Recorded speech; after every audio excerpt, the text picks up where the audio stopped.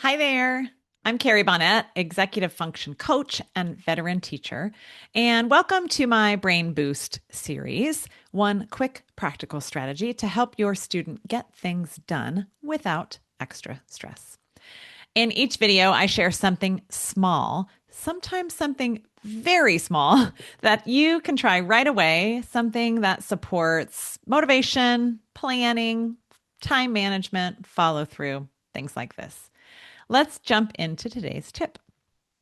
Today's Brain Boost is all about cleaning the room and why cleaning a bedroom can sometimes feel so overwhelming for some kids and teens.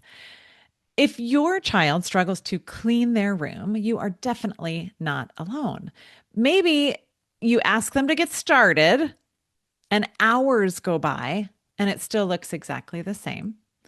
Or maybe they wander around picking up random items without actually making any progress. I want you to know that this is often an executive function issue, not laziness or defiance.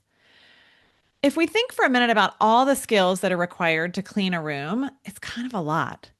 I'm going to use the executive function terms, but I think you'll get where I'm going with this. So, working memory is a skill, remembering how to clean the room. Task initiation, that's the getting started part. So, how do I start what seems like a big project? There's sustained attention, which is just focus. We have to stay focused once we've started. There's definitely an organization piece. We have to put things away where they belong. But wait, where do they belong? And what do I do with things that don't have a home? There's planning, of course. What do I do first? How do I prioritize cleaning my room? And then there's the finishing part. In my world, we call that goal directed persistence, sticking with it until it's finished. And honestly, there's probably a few more skills that it takes to clean a room. It requires our brains to make constant decisions. Where does this item go? Where does this item go? What should I do first? Am I making any progress? Now, what do I have left to do before I'm finished?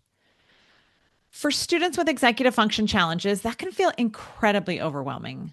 So, one strategy that I love is breaking the bedroom into zones. Instead of saying clean your room, which is huge and a little bit vague, try identifying smaller areas like the sleeping zone, which is maybe the bed and the nightstand, the clothing zone, which is maybe the dresser and the closet, maybe also the laundry zone. Maybe that's the clothing zone too. The entertainment zone, which might be toys or books or gaming equipment. Then you can ask your child just to focus on one zone at a time. This can reduce the cognitive load and gives their brain, a clearer starting point. Here's another little strategy that can really help. Take a photograph of a clean room to refer to when cleaning. This can really be helpful. Sometimes students genuinely can't picture the finished result in their minds. And so a photograph of a clean room can remind a child what a clean room actually looks like. And then when they have an actual photo to refer to, they can compare the room to the image and work towards making it match. That visual target makes the task much more concrete.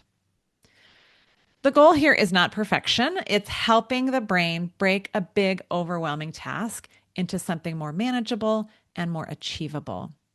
And remember, this takes practice. Nothing happens overnight.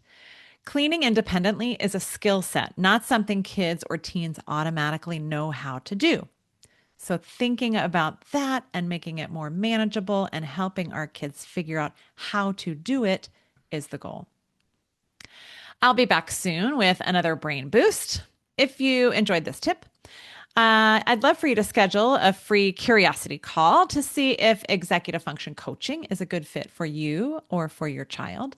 That's just at my website, which is carriebonnet.com. That's my name. Thanks for watching.